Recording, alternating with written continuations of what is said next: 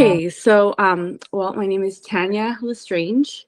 I'll be 52 this June, and um, I've had Parkinson's disease for probably more than 10 years, but I was diagnosed in 2015 after being misdiagnosed in 2013 with essential tremor. So when my Parkinson's symptoms initially presented themselves, I was under a lot of stress, which I think is fairly typical with a lot of other people with young onset Parkinson's disease.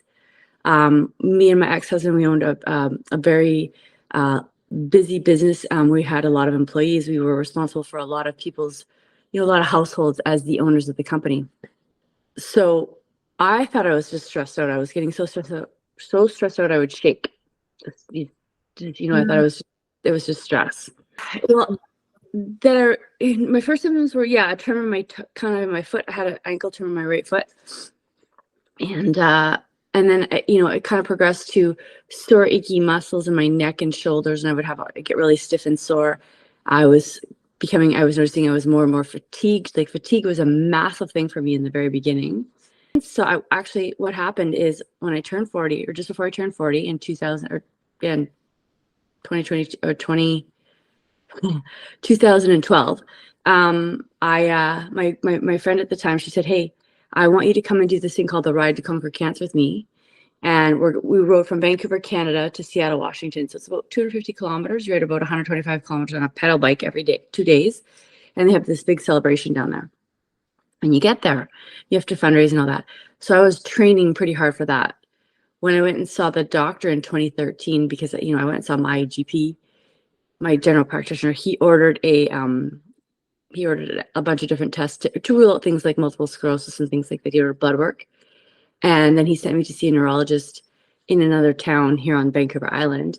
And he said, he said, "You're too young and you're the wrong gender." And I said, "For what?" And he said, "Oh, don't even worry about it. It's essential tremor." I'm like, yeah. So I'm like, okay, I had no clue. And I was a nurse. I was an LPN a long time ago, licensed practical nurse. So I was like, okay. So I went home and I started to look into things like what's essential tremor. I joined some groups on Facebook to, for support and things like that. And then I started to notice a little bit of a further progression of my symptoms that didn't match the symptom profile for essential tremor, which is, it's a tremor upon exertion. I had a resting tremor. I tried to draw their symbol is like a swirl, a spiral, because when people draw that, they get that shaky spiral thing. I could draw that no problem. And then I started to have issues with walking, dressing myself. I was having multiple naps every day, trying to get through my day. I was I couldn't put my hair in a ponytail. I couldn't type anymore. It was all these things were happening. And I'm like, this is not essential tremor. So about a year and a half after my initial diagnosis, I went back to my doctor, and he said, "Okay, I'm going to send you to a different neurologist in another city." I got it in right away, which kind of was a little bit scary, because I knew at that point, because in Canada, if you get in to see a doctor right away, it's like there's a problem, right? Or if they call you right back, there's an issue. So I went and saw this doctor in Victoria, British Columbia, and he said to me after 10 minutes, he said, "You know what this is, right?" And I said, "I don't want to presume anything, but I think it's Parkinson's." And we both had Parkinson's at the same time. And I started to cry, and my ex-husband passed out. He fell on the floor and passed out. So that was, I had to drive us home, me and my ex-husband, from Victoria, which is like a several-hour drive back to Nanaimo, where I live. But when we got home, I said, I need to be alone for a few minutes. And at that point, I made a promise to myself that I wasn't going to waste 1 second of my life feeling sorry for myself. And I was going to do everything that the doctor had just told me in that room that I needed to do in order to not become a burden to my family. He said, "You need to exercise harder than you'd like to and more often than you think you can." And so I did. I started to run, and I was cycling already, but then I fell off my bike because my balance kind of had gone right at that point. Mm-hmm. So I just started to run, and I was running all kinds of races and stuff like that. And then I noticed my fatigue was getting worse and worse and worse.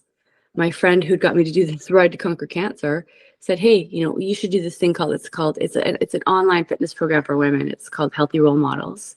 It's based out here in Nanaimo, British Columbia." And so I did that a couple times, and they only do it twice a year. And in the off season, I was going to the gym.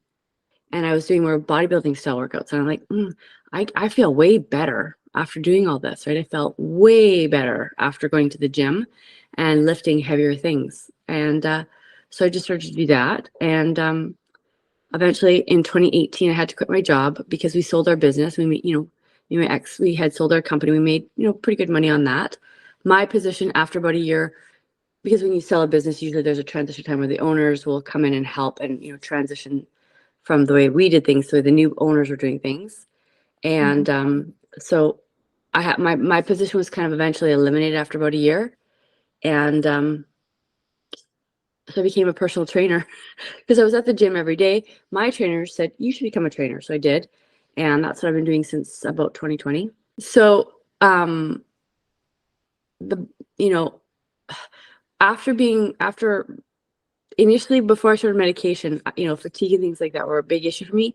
I don't really have that anymore now. And I think it's a large part because of the, because I don't do a lot of cardio. I do a lot of lifting weights. I did the keto diet for a couple of years. I didn't lose any weight on that, but I did lose weight afterwards from weightlifting. But I felt way better after doing that as well. So 2 things that I did that may or may not have helped, but I know the weights help, but I don't know about the keto diet. I don't do that anymore. But so challenges I faced through that time after being diagnosed were just, I didn't know what to do with myself. So I started a podcast. I had a little podcast called Parkinson's Road Podcast. There's still episodes out there, and I have considered going back to it, but I haven't. For me, it was the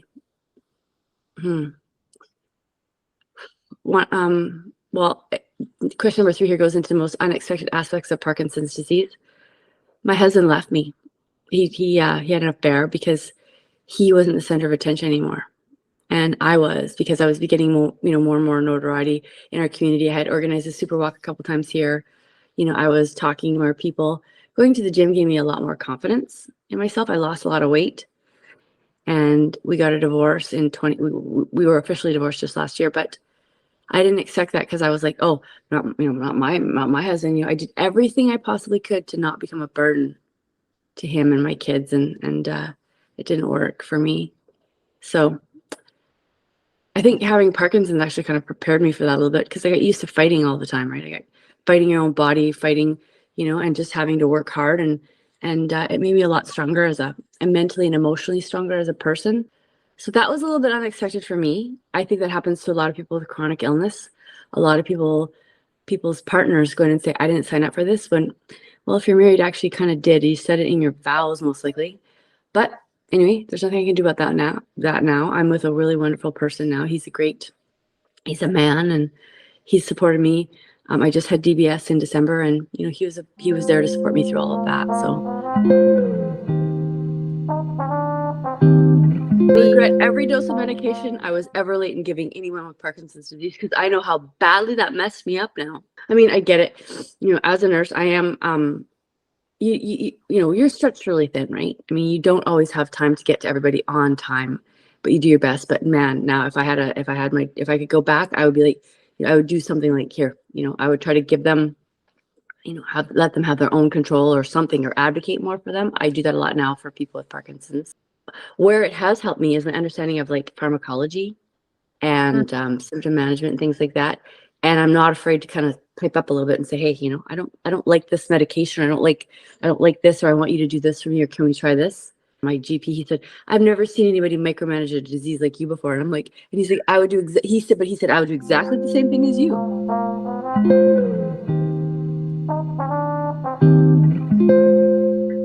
It's amazing. Well, it's really good. I think, though, personally, and this is just me, I worked so hard to stay in really good shape. I've maintained a really positive mindset. I do a lot of things internally to make sure that I'm, just not depressed, or, I think I might have a little bit of apathy that might be sneaking in around, kind of poking in around the edges, but I do a lot of stuff to try to, battle that. And so my results have been, according to the nurse, she said, you had way better than average results in British Columbia anyway, because, a lot of their patients are older males.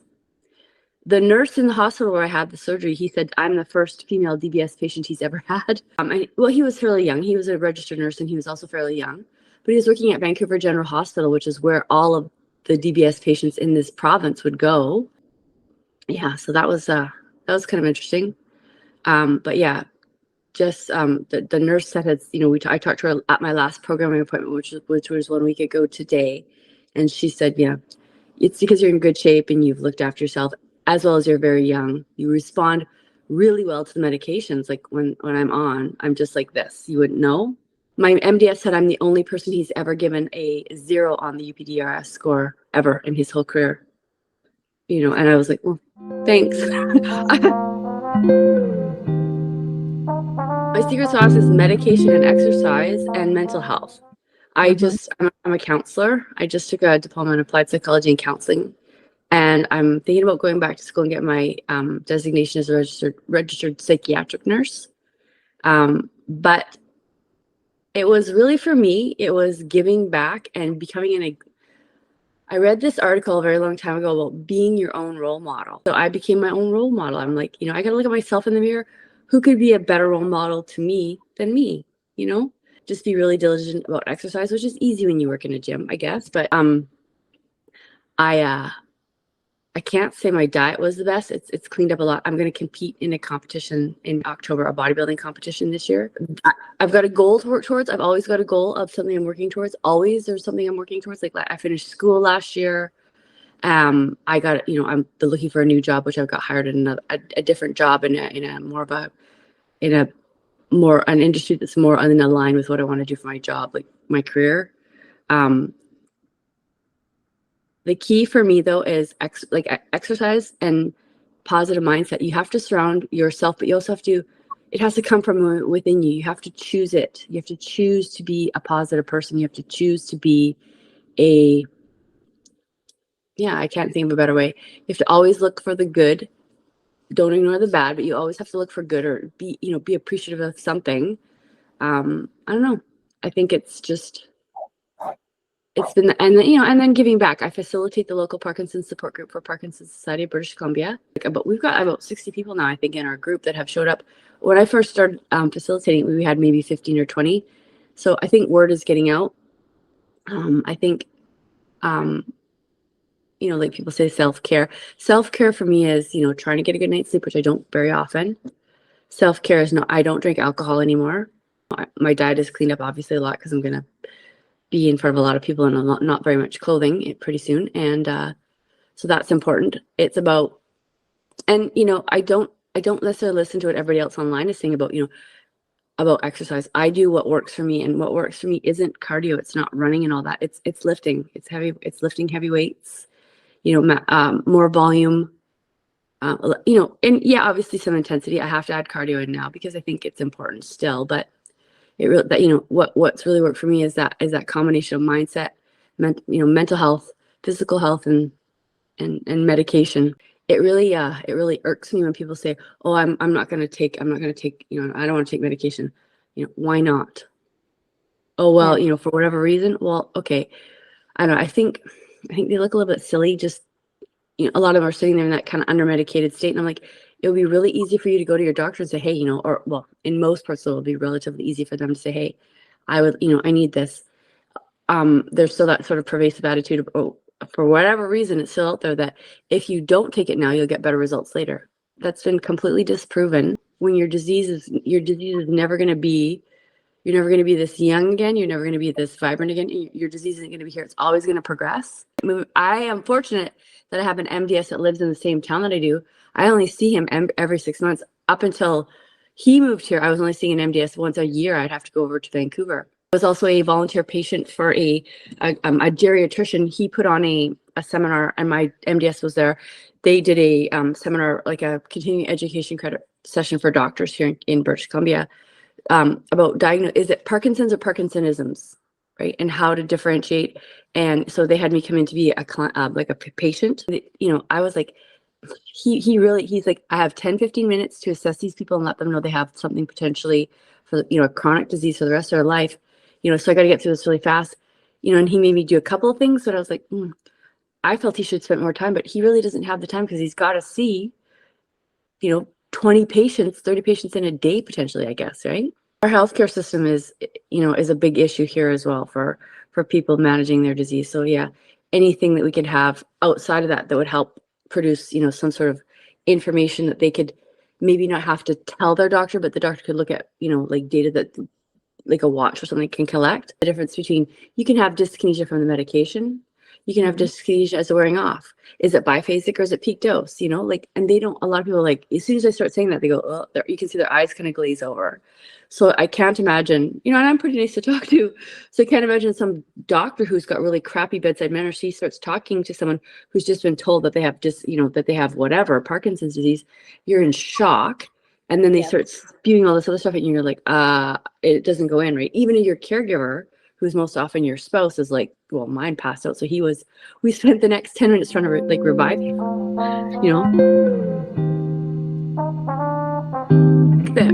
The advice I would give, kind of the top 5 things or whatever I would say to people who are diagnosed is you really need to exercise, and you really need to take that very, very serious.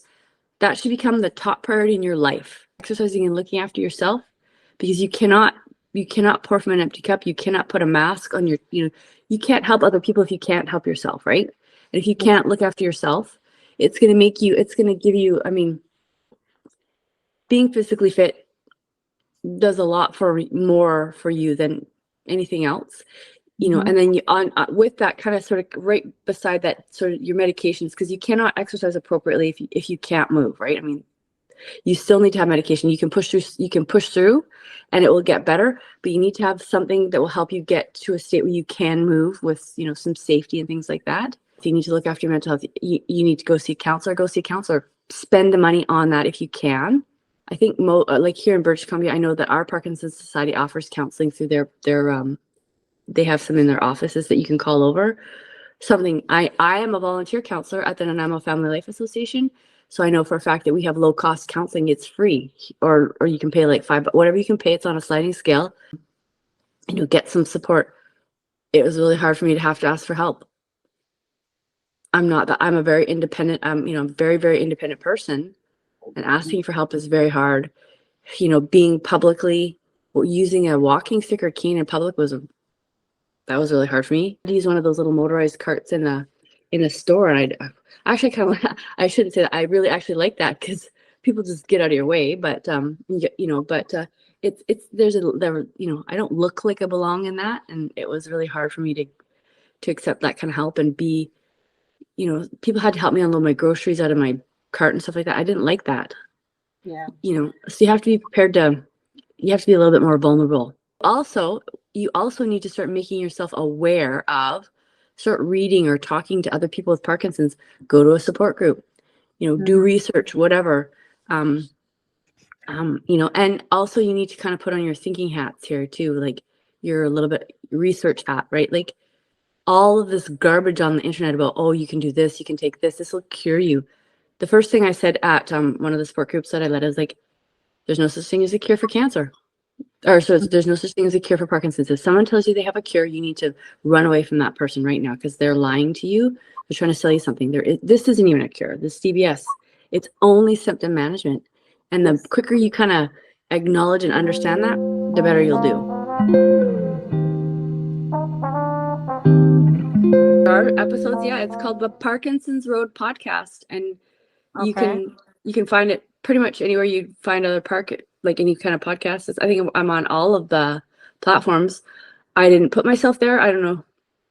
I think there's 15 or 16 episodes, but I stopped doing it once I found out my husband had an affair. I just, and then when I came back to sort of wanting to do it again, I just didn't want to be Tanya with Parkinson's for a while. I just wanted to be myself. Stopped doing it for a while. I've thought about going back, and now I actually might be able to do that because I actually have the time and energy to be able to do it. I got a tattoo after, but this is kind of how this is the motto I live my life by, and it's here. It says, happiness can be found even in the darkest of times if one only remembers to turn on the light. And that's from Harry Potter. And so it's like, you just have to it doesn't matter where you are, where you're at in life. There's always something to be thankful for. There's always something to be grateful for. There's always something you can do to help other people. And And so sometimes I'm like, maybe you don't find light, maybe you are the light for other people, right?